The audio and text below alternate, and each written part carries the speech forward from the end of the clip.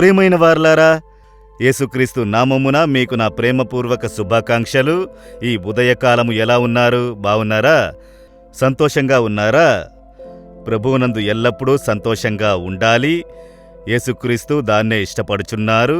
ఈ దినం కూడా మీరు సంతోషంగా ఉండాలి. కొన్ని బాధింపులు, కొన్ని ఇబ్బందులు మన యొక్క జీవిత మార్గంలో రావచ్చు. వాటన్నిటిని చూసి సోలిపోకుండా మనము దేవుని యందు ఆదరణ పొందాలి. అదెలాగండి? ఒకే దుఃఖంగా ఉన్నది, బాధగా ఉన్నది అని అంటున్నారా? వేదగ్రంథంలో మత్తయి 5వ అధ్యాయము 4వ వచనంలో దేవుడు చెబుతున్నారు, యేసు చెబుతున్నారు, దుఃఖపడువారు ధన్యులు, వారు ఓదార్చబడుదురు. దుఃఖపడువారు ఆశీర్వదింపబడినవారు. మీరు దుఃఖంలో ఉన్నారా? ఇంటిలో దుఃఖము, బయట దుఃఖము, ఎక్కడికి వెళ్ళినా సమస్య, బాధలు, పనికి పోవడానికి ఇష్టం లేదు, బిజినెస్ ఉత్సాహంగా చేయలేకపోతున్నాము, దుఃఖము, బాధలు, కష్టాలు, అలాంటి ఇబ్బందికరమైన పరిస్థితుల్లో ఉన్నారా? మీరు ఆశీర్వదింపబడినవారు, మీరు భాగ్యవంతుడు, భాగ్యవతులు. ఏంటండి దుఃఖంలో ఉన్నాము, ఆశీర్వాదమని అంటున్నారంటే మీరు ఓదార్పు నొందుదురు. ఈ దుఃఖమును దాటి వెళితేనే ఓదార్పు ఎంత గొప్పదో గ్రహించగలరు. ఎంత గొప్ప ఆశీర్వాదమన్నది గ్రహించగలము.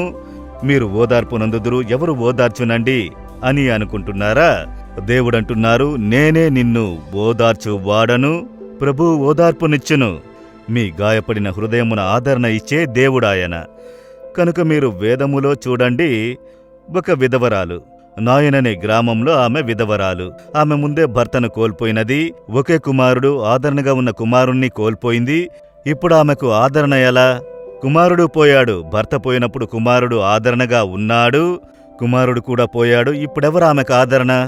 మనసు ముక్కలై ఏడ్చుచూ వచ్చుచున్నది ఆ విధవరాలైన స్త్రీ. యేసుక్రీస్తు ఆమెను దర్శించుటకు నాయనన్న గ్రామానికి వెళుచున్నాడు.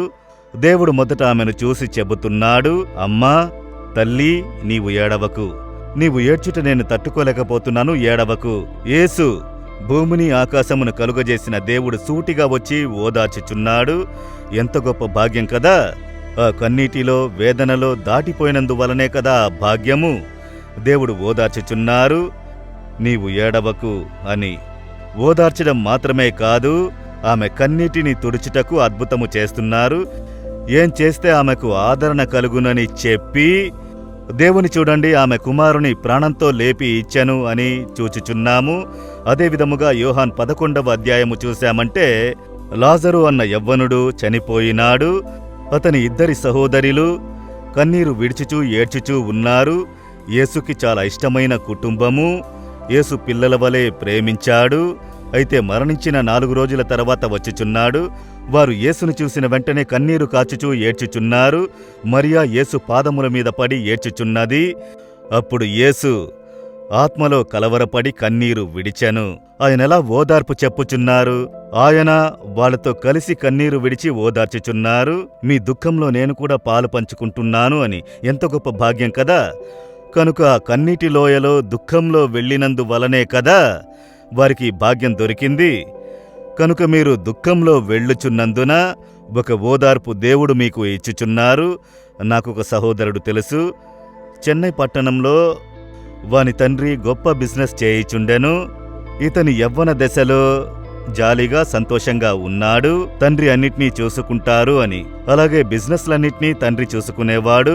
నాన్న బాగా సంపాదించుచున్నాడు కనుక కొరత లేకుండా సంతోషంగా ఉన్నారు. హఠాత్తుగా ఒకరోజు తండ్రి చనిపోయారు. ఆ మరణము ఇతన్ని తడబడునట్లు చేసినది. ఎందుకంటే ఇప్పుడు కుటుంబ భారం అతని మీద, బిజినెస్ భారం అతని మీద. ఎలా చెయ్యాలి? నాన్న అన్నిటినీ చూసుకునేవాడు. ఇప్పుడు తండ్రి హఠాత్తుగా చనిపోయాడు. ఏం చెయ్యాలి? ఏడుస్తూ ఉన్నారు. రూమ్ విడిచి బయటకు రాలేక రూంలోనే ఉండి ఏడుస్తూ ఉన్నాడు. అతని తండ్రి మంచి ఆత్మీయత గల మనుషుడు, ప్రభువు బిడ్డ. అనేక సేవకులు ఆయనకు పరిచయము. సేవకులందరూ వచ్చి అతన్ని ఓదార్చుచున్నారు. ఇక నీవే కుటుంబమును గమనించాలి, దేవుడు కృపను ఇచ్చెదరు అని ఓదార్చి ప్రార్థన చేస్తున్నారు. అతడు అలాగే లేచి చలనము లేని వాడిగా కూర్చుంటాడు. వారందరూ ప్రార్థించి వెళ్ళెదరు. మళ్ళీ పడుకుంటాడు. గది విడిచి బయటికి రాలేదు. కొన్ని దినములుగా బిజినెస్ ఉన్నది, కుటుంబం ఉన్నది, అన్నిటినీ గమనించాలి. ఇతడే జ్యేష్ఠ కుమారుడు. ఏమీ చూసుకోవడం లేదు, ఓదార్పు కలగలేదు. అతడు ఏడుస్తున్నాడు. రాత్రింబబళ్ళు అనుకుని ఒక ఏడుపు, విచారము. ఒకరోజు యేసు ఆ గదిలో ప్రత్యక్షులైనారు. ప్రత్యక్షమై వచ్చి నిలిచి, కుమారుడా, ఎందుకు ఏడ్చుచున్నావు? లెమ్ము, నేను నీకు తండ్రిగా ఉన్నాను, లెమ్ము అని ఒక మాట చెప్పి ఆయన మరుగైపోయారు. ఒకే ఒక మాట ఆయన చెప్పారు. యేసు వచ్చి నిలిచి ఒకే ఒక మాట చెప్పారు.